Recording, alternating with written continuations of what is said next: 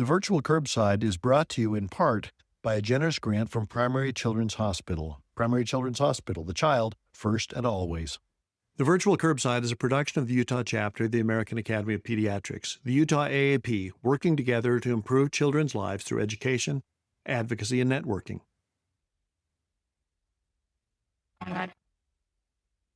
Hi, this is Paul Wirkus from the Utah AAP.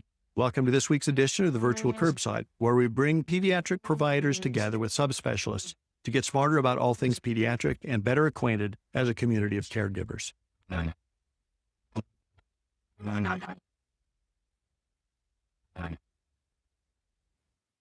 Attention pediatric healthcare professionals. Are you ready to hear the latest insights on pediatric care? Sort of like you hear on the Virtual Curbside.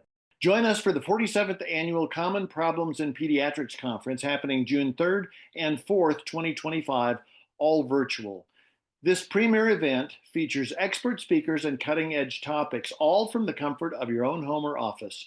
Earn CME and MOC2, connect with colleagues, and elevate your practice.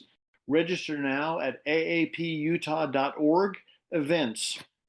Welcome back to the Virtual Curbside. This is your host, Paul Wirkus, here with Stephanie Spanos this month, talking about pediatric office emergencies.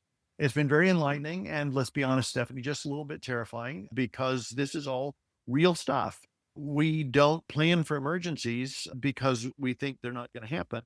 And sometimes our attitude is, so what's the worst that could happen? And then it turns out sometimes that gets answered.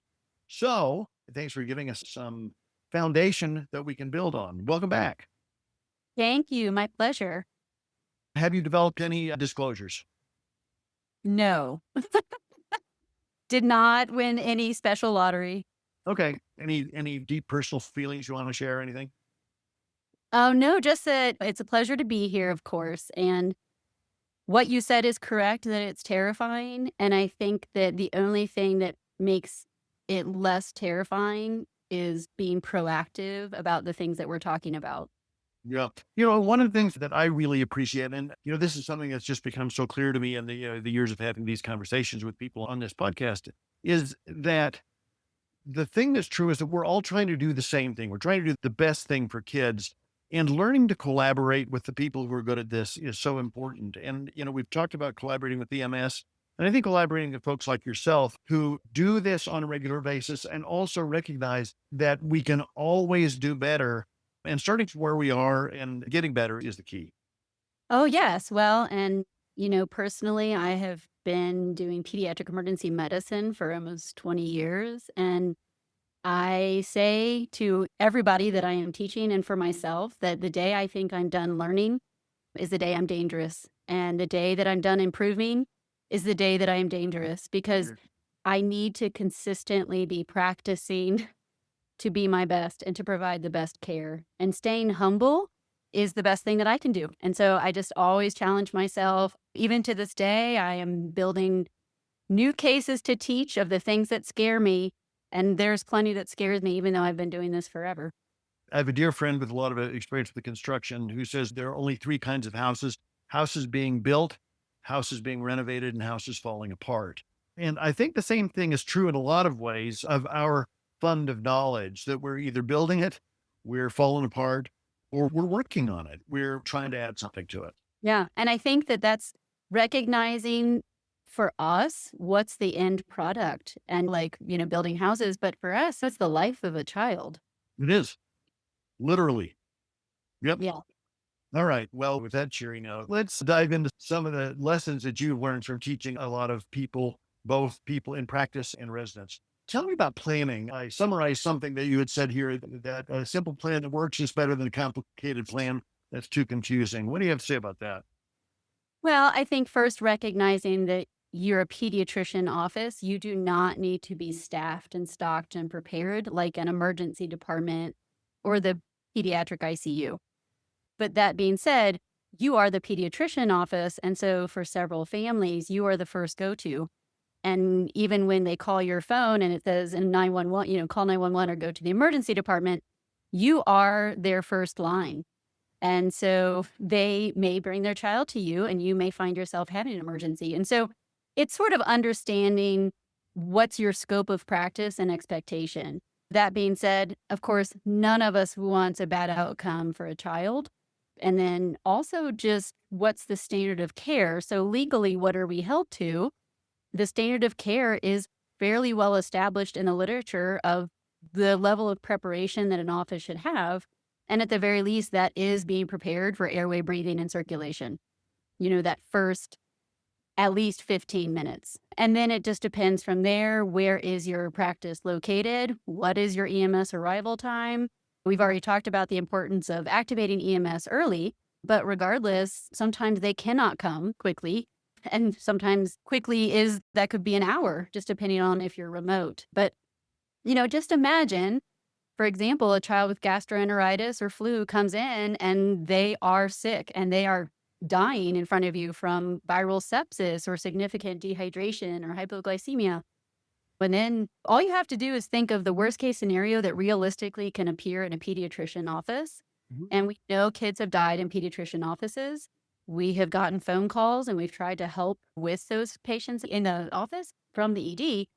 But if you do not have meds and you don't have equipment, there's very little that we can help you with. But if you have appropriate meds and equipment, I can help guide you through a full resuscitation. Now, the point you've made, I think, very well over the last couple of weeks is that everyone in the office has a role. And as we prepare our staff, we need to prepare our entire staff from front desk. Everyone has a role in keeping this child alive. Yes, absolutely. We've talked about our front desk staff and several things they can do. Some of the things we haven't addressed, crowd control and comforting parents and Mhm. maybe keeping their kids somewhere else. But also, they can make phone calls for you. So call the ED, get help on the line. And so we've talked about calling EMS, but until EMS has arrived, they aren't as helpful to you. But if you have your front desk clerk call the emergency department, say, I have a code, I have a sick patient, I need the doctor. And then when you get myself or one of my colleagues on the phone, we can help you. Now you have another brain in the room. I also have a pharmacist sitting next to me or a respiratory therapist nearby and nurses. And all of a sudden, all the brains of the ED are accessible to you. And so there's a lot of things that the front desk staff can do or office managers can do if they happen to be there, that even without significant medical training, they can still be integral parts of your team. One of the things we have to remember, too, that you pointed out a couple of times is that it's a shifting landscape. And so the night crew, the weekend crew may be a very small crew, and we may not have the same grouping of people together each time that we're there. And so everyone getting a level of comfort is important. And recognizing that when we have a small crew, that they may have to streamline part of what they do. And some of that may also be true, so as practitioners, the solo practitioners may not have as many people around. Well, and we have to train this way, for example, in the emergency department, because we don't get one emergency at a time. And Right. I've had, nights with several traumas and several medical resuscitation at the same time. And so you literally have to accept it and move on and divide up. And so you're not necessarily ever going to have your ideal team. And that even occurs in the ED. But the more that you can prepare yourself with that mindset and prepare your team for that mindset and practice that way, so that's one of the things that I brought up. I mean, we tried to be efficient and train big teams when we were in the offices, but I brought up to them, okay, you need to think about this emergency and how you would handle it with 3 of you. Hmm. And And I not physicians. Right, not 3 physicians, but 1 physician, 1 medical assistant, and 1 front desk staff. And I can tell you it can be done. It's not fun, but it's doable. And I have been running a simulation curriculum with my peds residents on peds office emergencies for years now, based on what we learned going into the offices so that they be prepared when they graduate from residency. And routinely, I've had 1 or 2 of them at a time, and they have to resuscitate the patient. I'm like, this is what you've got, and this is the patient you have, and go. Yeah, yeah, yeah. Because that's how it works. You talked last week about putting together a book of algorithms, that you've worked on a recorder sheet and desk and weight books. Are there resources that people could look to get that information? I think one thing they can do is create a medication book for their office based on the medications that are in their office. One is because that helps them to remember what they have. I had physicians who did not know or could not remember what medications they had in the office. Sure. And of course, in a panic, and if you're not routinely thinking about these things, you're not going to magically come up with those when this resuscitation happens. And so just ahead of time, create a book. The office should decide what medications you should have. And epinephrine, what kind of seizure medications do you want to have? What kind of maybe a dextrose? Do you want to have antibiotics? I think we probably all have albuterol and some style of like racemic epinephrine. I think respiratory emergencies, people are pretty prepared. Kind of think of the emergencies that realistically would appear in your office. A pretty standard list of meds that you should or could have available, but go ahead and have a book ready that lists the drug, lists the dosage, pre-calculates the weight for you, any special notes about it. And then that way, when an emergency happens, that is literally a task and a job that no one has to do other than get the book. Figure out the weight of the patient, open up to that page, and off you go. A lot less thinking, a lot less stress. And I will tell you that several minutes go by when people have to come up with the drug, the dose, and do the math. Sure. And looking it up on a computer is awful, and you cannot read and you cannot think, and there's a lot of other stuff going on.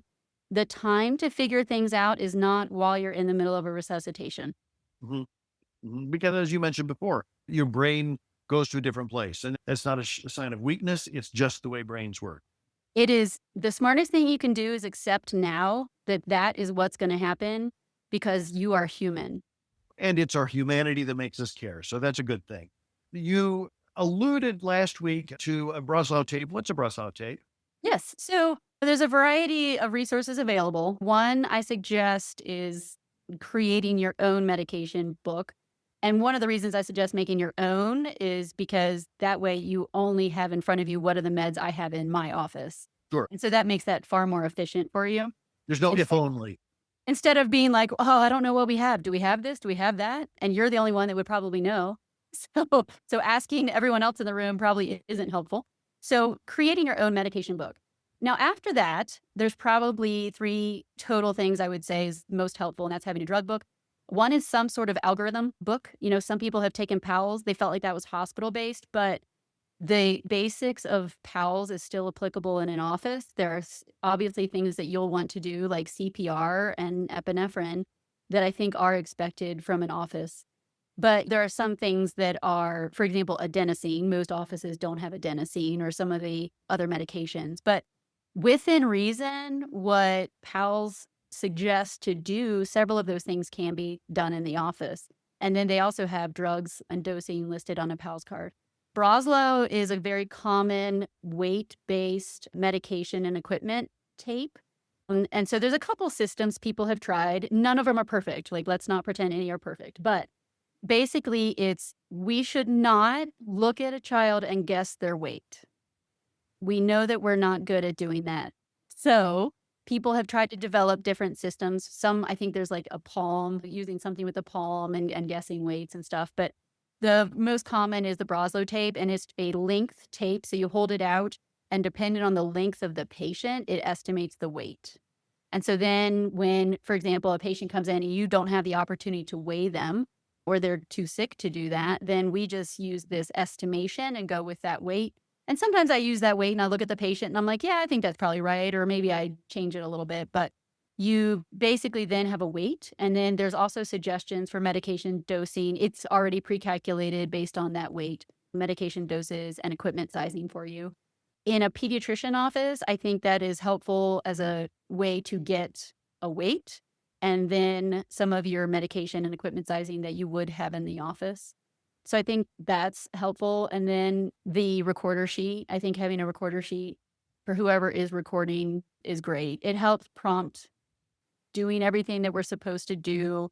It's less intimidating for the person who's trying to record for you. You can put stuff in there. Like I put in specifically epinephrine as medication because there's different dosages for different indications. So I kind of put that in there to make sure people double check what they're doing. Yep. Well, and one of the advantages we may have in a pediatrician office is we may have a recent weight, and that's something that we could task someone with. Could somebody find the most recent weight and work from there? who needs, and we touched on this last week, but who needs BLS training? Who needs ALS training? I think the most helpful is everyone needs to know how to do appropriate CPR, having the bag device. So having the self-inflating ambulatory bag, how to assemble it, how to hook it up to oxygen. Make sure that if you need a key to unlock your oxygen, that you have, I just think of this as ABCs. So if a patient comes in, I call for help, and that's 911, call ED, get somebody to help you, and then airway and breathing. And so do I have a nasal cannula, a simple mask, a non-rebreather? Do I have an ambulatory bag? And you must have the right mask to make a seal, and you have to squeeze the bag, and it has to be hooked up. If you are using the ambulatory bag, you don't have to have it hooked up to oxygen, but you're using room air at that point. If you hook it up to oxygen, make sure, obviously the other devices all require oxygen.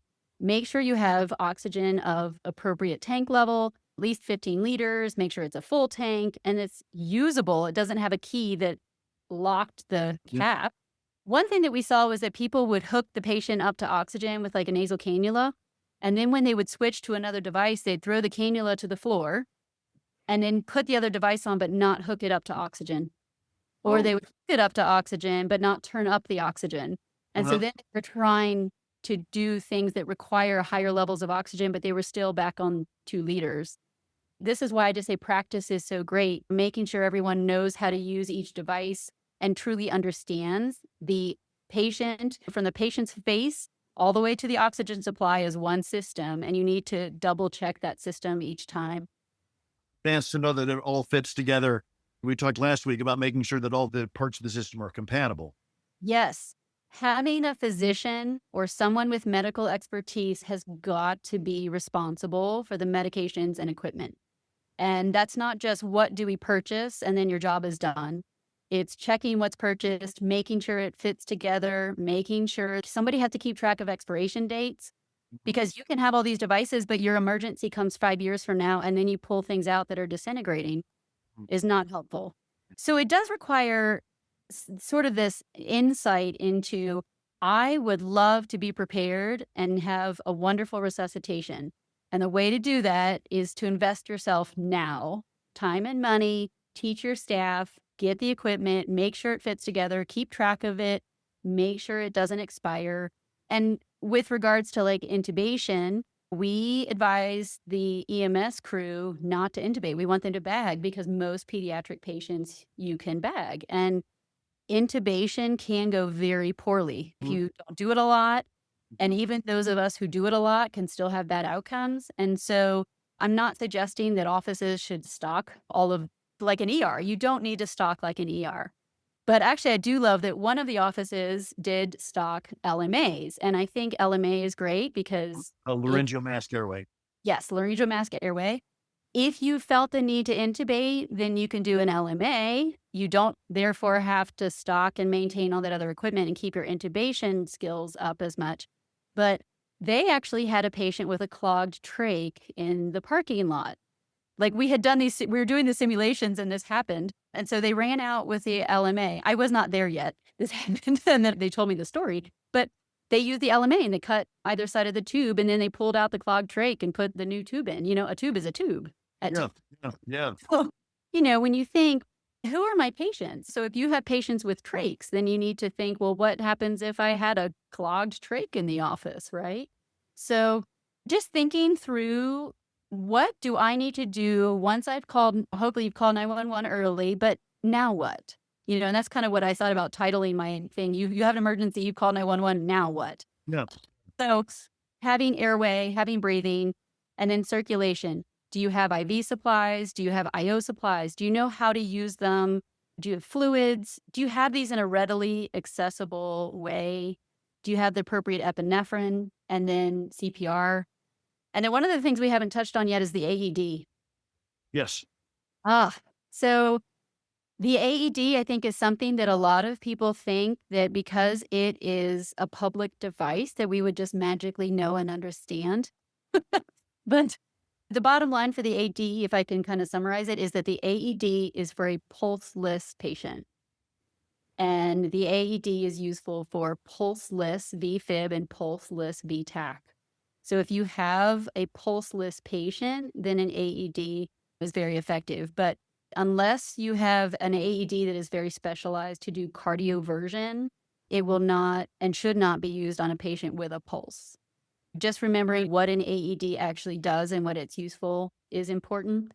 The AED, we found a lot of people were storing them with the adult pads in place, and then we couldn't get the adult plug out. So that was another thing that I hadn't anticipated, but you think you're helping yourself with efficiency because you store it ahead of time with adult pads, but the adult plug would not come out, and we would have to stop the simulation, and it would take us several minutes to try to get the plug out to be able to use pediatric pads.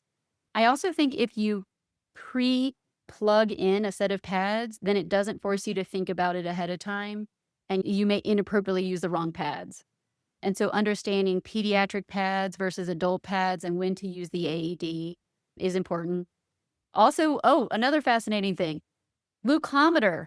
Every office had a glucometer. Yeah. And we only saw them check glucose once. Oh, interesting. Yeah. So everyone always thinks hypoglycemia, give them dextrose. And everyone thinks, I would check a glucose. The ambulance, I love them, and they check a glucose on every patient, no matter what it is. It's these little things that you think you would do automatically that we've discovered in the simulations that get forgotten because of, yeah. Sure. Yeah. And not because people don't intend to do the right thing, because we just don't practice to do the right thing. Right. Yeah. Let me touch on one other thing. You mentioned this in passing last week, but when doing CPR, we need a solid surface. So backboard, and having a stool is helpful because the physics are difficult if you're not in the right position. Yes. And the offices all had a stool because as they told me, they like to hang holiday decor. So they had stool. Sure. Yeah. And you don't have to purchase a very specific CPR board that because it gets branded some way, may be expensive. I mean, one of my friends, she teaches in Africa and she buys cutting boards. Yeah. I told the offices, if you have those hard papoose, but you want a hard surface, because otherwise when you're doing CPR, those compressions really just go into the mattress of the bed that the patient's on. Yeah. It's not massage therapy. It's pumping. Right. It's pumping. Yes. Oh, and another trick I actually learned from the residents. I know everyone is taught to sing a song for the beat of CPR, but we all can sing a song at a different pace depending on the level of panic. Yes. The residents actually taught me this little trick. Who knew? You can actually go into your phone and just Google like metronome. For example, if you want 100 beats, just do metronome 100. Then your phone will play for you as a metronome, the 100 beats. And so then it's another thing you don't have to do. You don't have to try to sing a song while you're doing CPR. You can have your phone do that. You don't have to have the phone find the Bee Gees. Right. We talked about the difficulty of getting IV access and that it's not a shameful thing to figure that if somebody's in circulatory collapse, you may not be able to get IV access, and the importance of us having the ability to get IO access, and that we need to have the right equipment to be able to do that. And we should probably have some idea of maybe having seen the YouTube. I'm not required to do that on myself. Right. Okay. Most importantly, you're not supposed to do that on yourself. No, I think it's a great thing to show your staff what it is, what it does ahead of time, because you don't want your staff to become an additional patient for you. I mean, Sure. It is a hard thing to do and see. And so you really need to overcome that ahead of time, that we're going to save this patient's life because we're going to do it. And let's be honest too. If they know what the procedure is, they're more likely to not be holding that thing in their hand while they're looking for that IO thing that you're asking for. Right. Absolutely. And I think it's important to say, you guys, we want to save a life. Right. And we don't want this patient to die because we didn't know how to do the IO or where it was or how to use it, or we were too scared to use it. We can save a patient's life if we do this. And I think that helps them. And, to be honest, EMS may come in and do it. And so you kind of want to prepare your staff for that as well. You often hear in the world of emergency medicine, I don't know around your place, but every person we are treating is somebody's child. And in our world, that's literally true. Oh, absolutely. I think that kids, I I don't know how to just say that level of importance. I mean, I look at children and they're just so precious. And the biggest fear for me is that I don't think of something that I could have, should have, or would have done. Right. And I think that that just goes back to why I just have made a career out of pediatric emergency preparation, because I can't be everywhere for every child, but I can train everybody else possible to be ready for a child to come in. And nobody wants a bad outcome for a child because they didn't prepare Right. and could have, should have, and would have. And there's nothing you can do about it in that moment. That opportunity has passed. And it's really being invested in recognizing it now and being humble and saying, I want to be ready. And that emergency could come in your office tomorrow, or it could be in 10 years. So you always have to be prepared. Yeah. Well, I often tell young parents that aside from pride, love, and joy, the three emotions I've felt most as a parent are fear, guilt, and regret. And I think that the way that we practice medicine is really an extension of those things, that we do, I think, have quite rightfully a reason to be very, very proud of what we do in helping children and what we're trying to do. Because what I usually am telling parents at the point is you do the very best job you can. And I think that this is a real opportunity for us to do something that is absolutely pivotal in the best way we can. Oh, absolutely. And I will tell you that as an ER doctor, I've had the best and the worst. And there's nothing better than saving a life. Yeah. Yeah. Knowing that you saved a life. And of course, I have the benefit of having a large team that, gets to take that accolade as well with me. But saving a life, I mean, there's just really not a better feeling. But I will tell you that losing a life, there is no worse feeling. Absolutely. And, in case parents are wondering, we do care a lot and we do take you and your kids and your families home with us and think about you and worry about you. And this is why I prepare myself and my staff so much, is because I want the best outcome for every child wherever they are. No, and going back to what we said at the very first, emergencies show up in our office frequently because we are the trusted medical people in people's lives. And so it behooves us, I think, to try to do the best job we can, which involves both being prepared for emergencies and recognizing that we're a way station to try to get them as safely as possible to that place where they can have the ultimate care. Oh, yes, absolutely. One thing I think that we also should, I was thinking of a particular emergency that occurs in the office that we haven't talked about yet, but really kind of pulls everything together, is the care of seizures. Yeah. So we've talked about, do you have IV or IO access? And when a patient is having a seizure, it is really hard to get IV access or IO access. There's a variety of medications available. But one thing that was interesting, and a lot of families are now carrying this, but it's intranasal medication devices. The offices thought they were prepared. So one of the most common is midazolam. And the problem is in all those pre-made kits and standardly, the medication that comes is for IV and it's not concentrated. And you need a high concentration if you're going to do intranasal dosing, which I think is the best treatment for seizures. When a patient first comes in, that's what we do in the emergency department. Right, right. So what's the first and easiest thing you can do? Squirt something up their nose, right? The problem is the nose only has so much absorptive space. And so for that real estate, you need high concentration medication. And so you cannot have the standard 2 milligram per 2 mLs, or you are going to max at a 10 kilo dose. And so if you have any patient over 10 kilograms, then you have to have the higher concentration of at least 5 milligrams per ml, because you can only spray 1 ml up each nair. And so it just circled back to kind of everything of like seizures in the offices. And if you prepare ahead of time, super easy. Have an atom, have a syringe, have the right dose, squirt up the nose, and done. In the same way that anaphylaxis can happen in the office, and if you have the right device, it's very easy to treat. And if you Yes. don't, it becomes very difficult.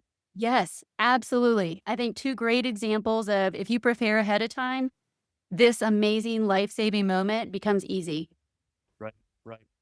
Well, Stephanie, thank you so much. There's a lot to digest, and I'm sure there will be a lot of questions. I hope you're willing to come back next week to answer some questions. In the meantime, those of you out there listening, please send your questions to questions@vcurb.com. Make sure and like and subscribe the podcast because, as I always mention, I'm a very needy guy. And we'll look forward to talking again next week. Thank you to Elisa Stoddard for making this sound like a podcast.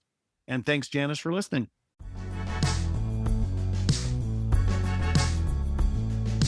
Thanks for joining us. We look forward to getting together again next time. The Virtual Curbside is available on iTunes or wherever you find your other favorite podcasts. Be sure to like us and subscribe. We want you to like us both because we're needy that way and because that will help other listeners like you find us. Check out our website, vcurb.com, for supporting materials, schedules, and other great stuff. The Virtual Curbside is an educational production of the Utah chapter of the American Academy of Pediatrics. The opinions expressed in this podcast, while carefully considered, are ultimately the opinions of the presenters and not necessarily of the American Academy of Pediatrics or our employers. And remember, the content of this podcast shouldn't be seen as a substitute for seeking actual personal medical care. If this is an emergency, hang up and dial 911. Otherwise, schedule a visit with a caring healthcare provider to try to get to the bottom of your concerns. None of this could happen without Elisa Stoddard, our extraordinary executive director of the Utah AAP. Many thanks to Tim Cosgrove for his help on the website and logo design. Production design, thanks to Paul Wirkus, who also composed the theme music. See you next time.